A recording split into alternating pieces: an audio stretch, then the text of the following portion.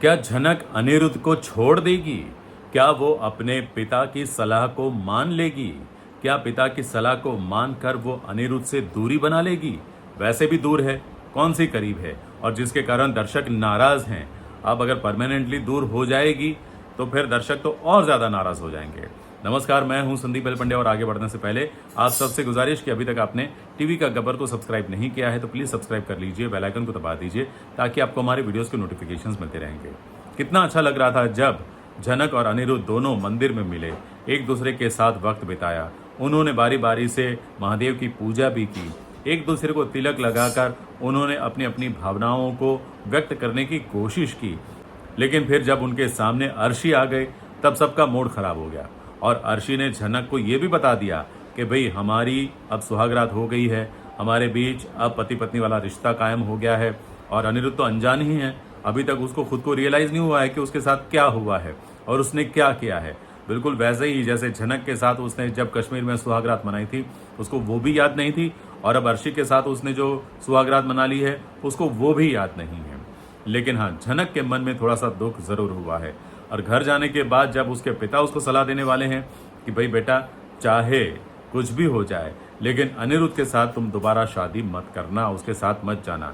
मुझे लगता है कि शायद पिताजी को ये पता चल गया है कि भाई ये दोगला है, कभी इधर कभी उधर डोलता रहेगा और भोला बनने की कोशिश करता रहेगा और अपने प्यार के लिए कभी भी स्टैंड नहीं लेगा। तो ये शायद एक अनुभवी बाप की नज़र ने पहचान ली है बात, तो इसीलिए वो झनक को सलाह दे रहे हैं कि तुम इससे दूर रहना। और जब सृष्टि मासी का राज खुलेगा, सबको पता चलेगा कि झनक और अर्शी दोनों बहनें हैं, तो कहानी में ट्विस्ट तो आएगा ही आएगा और अर्शी और ज़्यादा दुश्मनी निभाएगी।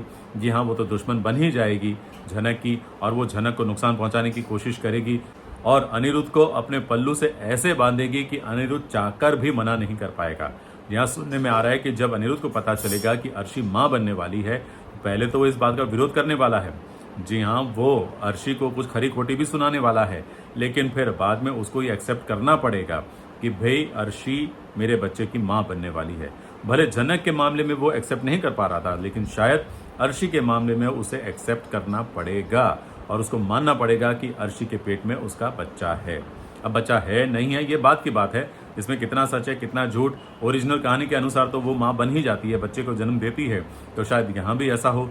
लेकिन जो भी हो, अर्शी अब अनिरुद्ध को छोड़ने वाली नहीं है और झनक अनिरुद्ध के साथ रहने वाली नहीं है, तो ये परमानेंटली दोनों की जुदाई तय है।